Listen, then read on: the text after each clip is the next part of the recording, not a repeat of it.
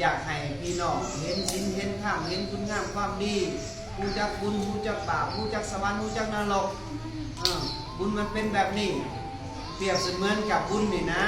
เขาเปรียบเสมือนกับเขาฝากเงินไว้อยู่ในธนาคารเวลาเข้าไปเขาก็จะได้ใส่อริยทรัพย์ตัวนี้ไว้ถ้าเกิดเขาบุเคยฟังอริยทรัพย์ตัวเองไว้เขาก็สิบุวิยังติดโตไปเลยได้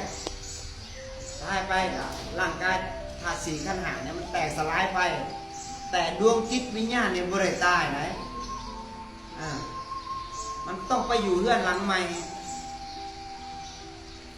พระเจ้าคิดว่ามันตายแล้วมันแล้วไปบ่แม่นได้นี่แหละตอนเป็นคนเวลาเป็นบอกธรรมะพระเจ้าบ่ฟังเวลาตายแล้วขออันนี้บ่แม่นศาสนาขอเด้